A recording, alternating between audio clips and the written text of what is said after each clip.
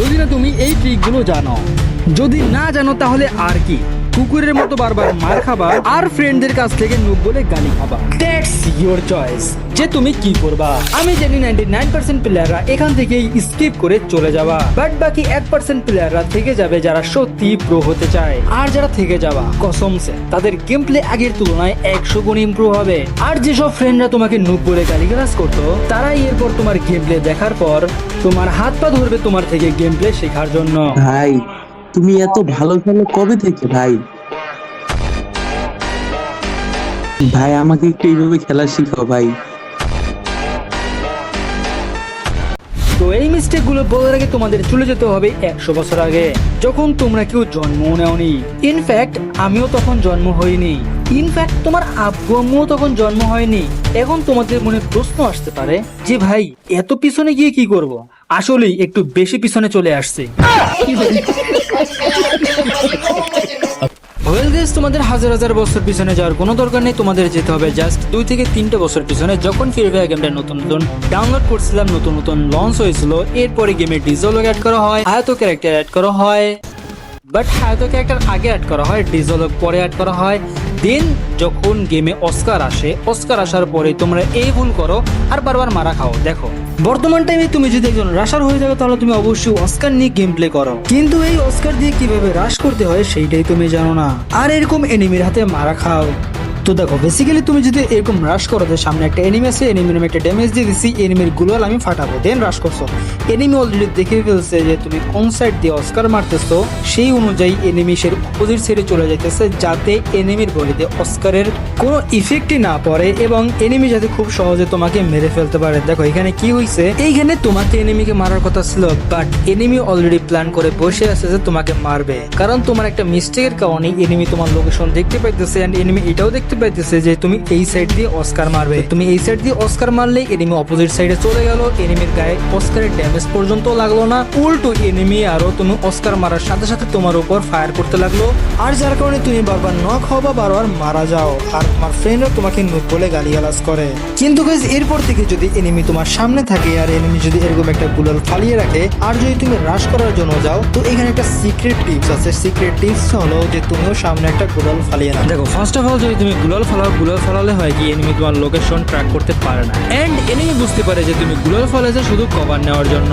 আবার অনেক এনিমির সামনে এরকম গুলাল ফালালে এনিমি কনফিউশনে থাকে যে তুমি রাশ করবা নাকি ওইখানে হোল্ড করবা, আর এনিমি যতক্ষণ এই কনফিউশনে থাকবে ততক্ষণই তুমি অস্কার মেরে এনিমির অর্ধেক হেলথ কমিয়ে দিতে পারবে, আর এনিমি শুধু হা করে চেয়ে থাকবে।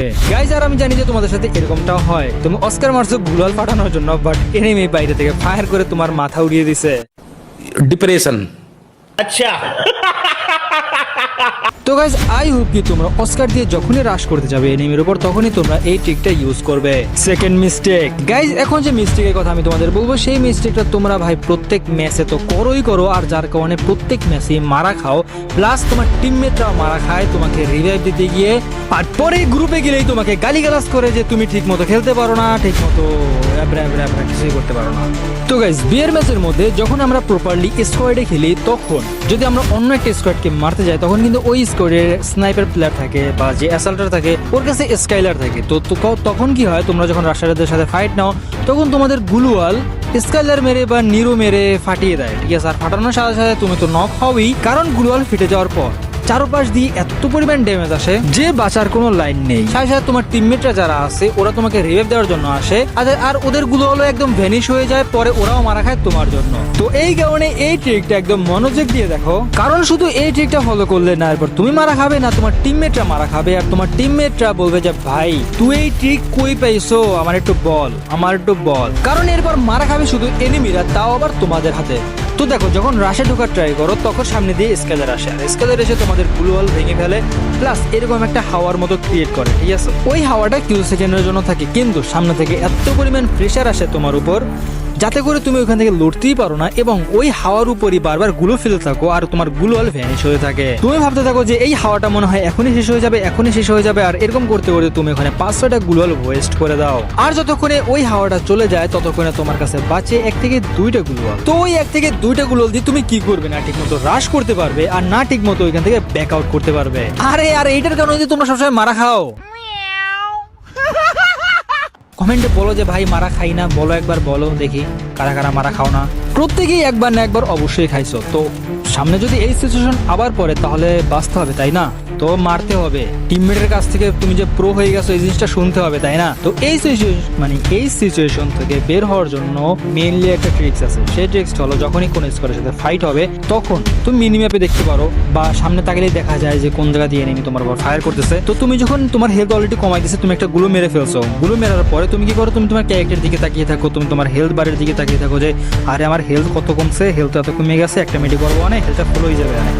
তো এই দিকে না তাকিয়ে তুমি তোমার স্ক্রিনের দিকে তাকাও যে সামনের এনিমিগুলো কি করতেছে, এনিমি স্কেলার মারতেছে কিনা। যদি এনিমি স্কেলার মারে তাহলে কিন্তু দেখা যায় অনেক দূরে, যখন স্কেলার মারে তখন দেখা যায় যে স্কেলার আসতেছে। তো ওই স্কেলার যখন আসতেছে তো তুমি কি করবা, মুড়ি খাবা না, তুমি তখন সামনে গুলাল মারবা, সামনে যে জানো যে স্কেলার আসে তোমার গুলালই হিট করবে, ঠিক আছে? তো তুমি স্কেলার আসার আগে সামনে একটা গুলাল ফেলাবা বা ডান সাইডে একটু গুলাল ফেলাবা, যাতে ওই যে লাল রেসটা আছে ওই রেসটা যাতে তোমার ওই যে সামনে গুলাল ফেলাইতেছো ওইটার গায়ে না লাগে, আগে যে গুলাল ফেলাইছো ওইটার গায়ে যেন লাগে, ঠিক আছে? বুঝতে পারতেছো?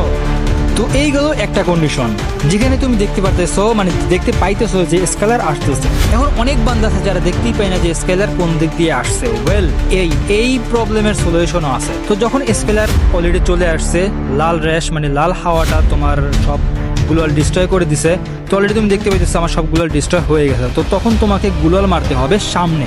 দেখো এটা কিন্তু একটা বাউন্ডারি আছে যে এর বাইরে গেলে গুলাল আর ফাটবে না। তো তোমরা কি করবা, সামনে গুলাল ফেলাবা, সামনে গুলাল ফেলালে কিন্তু আর গুলাল ফাটবে না। তো তোমরা কি করো ভাই, এক জায়গায় বারবার গুলাল ফেলো, এক জায়গায় বারবার কেন ভাই, এক জায়গায় বারবার গুলাল ফেলায় তোমার গুলাল তো ফেটে যাবে। তো এক জায়গায় গুলাল না ফেলে তোমরা সামনে ফেলাও, ভালো একটু পিছনে ফেলাও, যাতে ওই লাল র্যাশের মধ্যে তোমার গুলাল না পড়ে ভাই। তাহলে তোমরা অনেক ফাইট ইজিলি বেঁচে যাবা, না তোমার টিমমেট মরবে, না তোমার টিমমেট আসবে তোমাকে রিভাইভ দেওয়ার জন্য। ভাই দ্যাটস ইট, তোমরা ইজিলি এর হাত থেকে বেঁচে যাবা। আর যে স্কেলার মারবে ভাই বলবে কি ভাই এরপর থেকে আমি এর স্কেলার ইউজ করবো না ভাই, কোনো কাজেরই না। 3 নম্বর মিস্টেক, আর গাইজ আমি লিখে দিতে পারি যে এই মিস্টেকটা তোমরা প্রত্যেকটা ম্যাচেই করো, আর যার কারণে বেশিরভাগ সময় মারা খাও। গাইজ তোমাদের সব থেকে বড় মিস্টেক হলো যে কেউ যদি স্নাইপার ইউজ করে আর স্নাইপারের সাথে যদি সাইলেন্সার ইউজ করে, তাহলে ও যে দূর থেকে তোমাকে শট দেয় তুমি দেখতেই পারো না। আর পিছন দিক দিয়ে শট দিতেছে, সামনে গুলাল ফেলাইতেছে, ডানে গুলাল ফেলাইতেছে, বামে গুলাল ফেলাইতেছে, কি রে ভাই ও বুঝতেই পারতেছে না, মানে তুমি বুঝতেই পারতেছো না যে কোন দিক দিয়ে শট দিছে। টিমমেটরে বলে যে এই ডান দিক দিয়ে শট দিচ্ছে, কিন্তু শট দিতেছে বাম দিক দিয়ে, ঠিক আছে?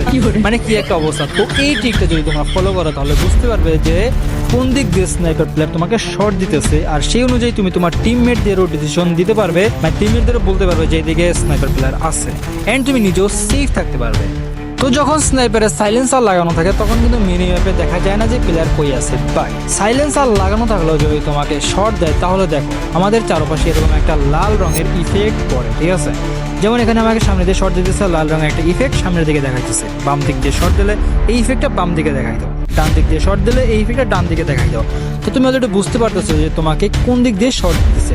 এনিমির পজিশন দেখার কোনো দরকার নেই, তো তুমি ওই দিকে গুলাল ফেলাও, ওই দিকে গুলাল না ফেলে তুমি অন্যদিকে গুলাল ফেলাইতেছো কেন, হুতাশে এইসব কাজটা করা যাবে না। তো এইটা ইফেক্ট যেদিকে পড়বে সেদিকে তুমি গুলাল ফেলাও, এন্ড তুমি তোমার টিমমেটদের এটাও বলতে পারো যে ডান দিকে দূরে স্নাইপার প্লেয়ার আছে, কারণ স্নাইপার প্লেয়ার যদি কোনো প্লেয়ার স্নাইপার চালায় তাহলে তো ধারে বসে স্নাইপার চালাবে না, তাই না? তো অবভিয়াসলি সে দূরে আছে, তো এই কারণে তুমি তোমার টিমমেটরে বলবা যে দূরে স্নাইপার প্লেয়ার আছে, তো একটু সাবধানে থাকিস। তো ইয়েপ গাইজ, আই হোপ কি সব মিস্টেকগুলো তোমরা বুঝতে পারলে যেগুলো তোমরা করে থাকো এন্ড মারা খাও। তো আই হোপ কি এরপর থেকে তোমরা আর মারাটারা খাবা না, তোমাদের গেম প্লে আগের তুলনায় অনেক বেশি ভালো হয়ে যাবে। এন্ড আই গ্যারান্টি দিতেছি যে ভাই এই ট্রিকগুলো যদি তুমি তোমার বিয়ার ম্যাচে তুমি যখন তোমার ফ্রেন্ডের সাথে খেলবে তখন যদি ইউজ করো রে ভাই, তোমার ফ্রেন্ডরা তোমার হাত পা ধরে কানবে যে ভাই এই ট্রিকগুলো তুই কই পাইলি, এই ট্রিকগুলো তুই কই পাইলি, এই ট্রিকগুলো তুই কই পাইলি। তো বুঝতেই পারতেছো জাস্ট আগুন। তো ইয়েপ গাইস, ফটাফট লাইক করো, সাবস্ক্রাইব করে পাশে বেল আইকনটা বাজিয়ে রাখো, এন্ড সুন্দর একটা কমেন্ট করো, আর ভিডিওটা শেয়ার করে দাও তোমার নিউ ফ্রেন্ডদের সাথে যাতে তারাও একটু প্রো হতে পারে। তো yep guys, till next stream, আল্লাহ হাফেজ।